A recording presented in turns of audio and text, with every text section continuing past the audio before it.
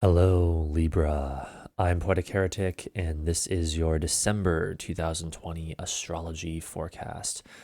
Remember, as always, these videos will be most accurate for your rising sign, but you may also use them for your sun and moon signs as well, if you so desire.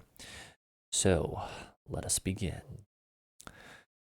The month of December dreams its way into existence with loving Venus forming a trine to nebulous Neptune on December 5th at 11:50 p.m. Eastern Time.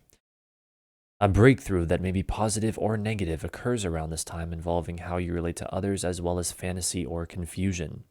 This breakthrough takes place in the area of your money or values and or your work, health schedule, and day-to-day activities, and it ends up affecting your partner's money, business, or issues of life and death, you personally, and or again, your work, health schedule, and day-to-day activities. Generally, Venus-Neptune trines are very enjoyable and pleasant experiences, but there is also the risk of getting caught up in the fantasy of Neptune to the point that one loses touch with reality. The Neptunian confusion continues with our next event on December 9th at 2:34 p.m. as the willful sun forms a stressful square to mysterious Neptune.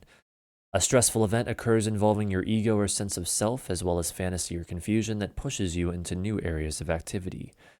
This takes place in the area of communication, short distance travel, or what is familiar to you and or your work, health, schedule, and day-to-day activities. And it ends up affecting your friends or social group and or, again, your work, health, schedule, and day-to-day activities.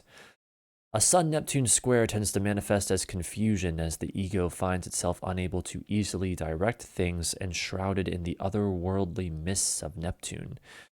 Additionally, this month we have Mercury only a few days later on the 13th also forming a square to Neptune. This creates further mental confusion and uncertainty. Thus, the entire period of time that is the 9th to the 13th this month can be considered an overall confusing time. This brings us right into the new moon in Sagittarius on December 14th at 11:17 a.m. This signals the beginning of a new cycle in the area of your communication, short distance travel, or what is familiar to you.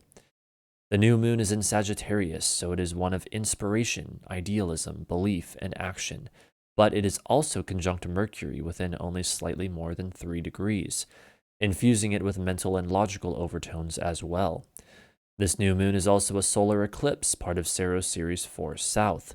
Thus, if and only if you personally have planets around 23 degrees of Sagittarius or 23 degrees of Gemini, this whole month or more may be an extra stressful time for you, particularly when it comes to love or money. Patience and restraint are highly recommended. The next event we are looking at is a big one. It is also quite rare, occurring only once every 20 years. Understand, therefore, as we delineate this, that it is not only a big part of this month, but also of a much larger cycle. It is none other than the Jupiter-Saturn conjunction, taking place on December 21st at 1:20 p.m. and occurring this time right at 0 degrees 29 minutes, or basically at 1/2 of a degree of Aquarius. While there is much that could be said about the larger, more far-reaching implications of this, the delineation we are concerned with for the month of December is that of an event that represents an expansion of responsibility, authority, limitation, or reality.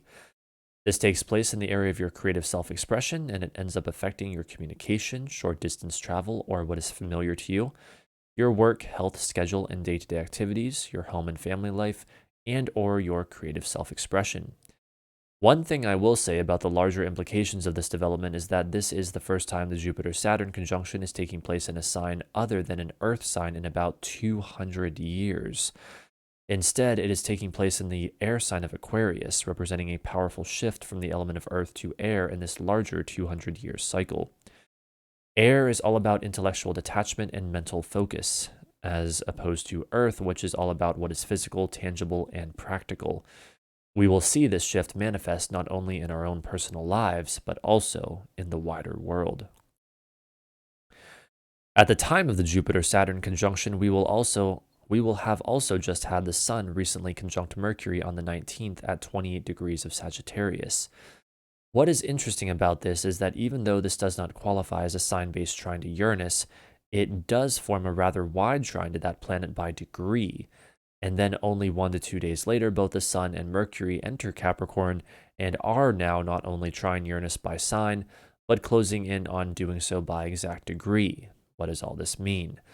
I believe overall it highlights the probability for breakthroughs and pushing into the future around the time of the Jupiter-Saturn conjunction we just went over. In addition to that conjunction occurring on the 21st and the Sun-Mercury conjunction occurring on the 19th, the exact trine from Mercury to Uranus occurs on the 25th, followed by the same trine from the Sun on the 27th. This means that this entire part of the month, from about the 19th to the 27th, is highly probable to contain breakthroughs and sudden new developments likely related to what we went over with the Jupiter-Saturn conjunction.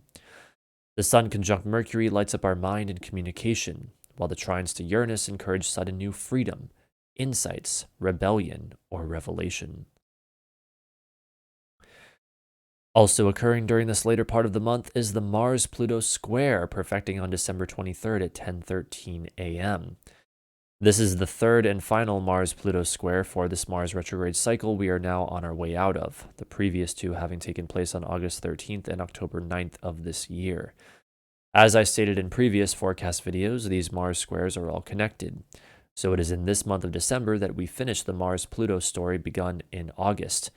As for the other Mars squares connected with this cycle, those two Jupiter and Saturn, they will not be over until January, though their effects may linger for some time afterwards. This means that as we go over this Mars-Pluto delineation, you can look back in your own life and know that whatever story began around August and perhaps had increased activity in October is now coming to a close here in December, leaving you forever transformed. The Mars-Pluto square manifests as a stressful event involving action, motivation, will, or desire, as well as deep emotional intensity or transformation that pushes you into new areas of activity.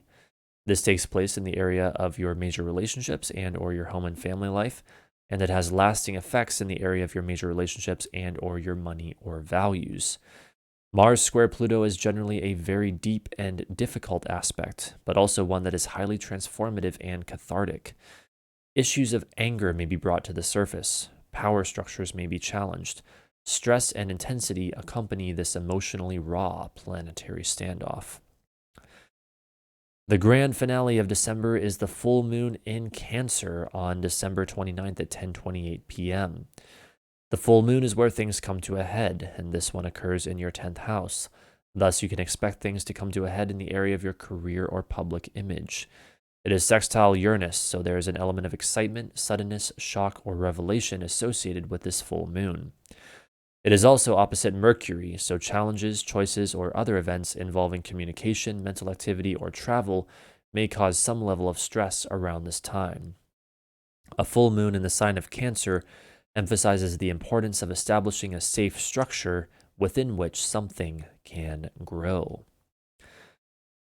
The month of December makes for a powerful conclusion to the wild and nearly unprecedented year that has been 2020. It begins in a very dreamlike way with powerful aspects to Neptune, moves into completely new, uncharted, futuristic territory as both Jupiter and Saturn leave Capricorn and enter Aquarius, where they conjoin for the first time in centuries. And it contains a great deal of stressful transformation with the third and final Mars square to Pluto. I strongly suspect that December will be the gateway to exciting new beginnings, but it is not without stress and confrontation, whether that be with another person, an event, or even within yourself. Improving times are coming, but we must first do the work to earn them. So there you have it, Libra. That is your December forecast. I hope you enjoyed. If you did, feel free to like and subscribe if you haven't already, as I am always uploading more astrology related and other kinds of content to this channel that I hope you find interesting. So I hope you have a wonderful month of December indeed, and thank you so much for watching this video.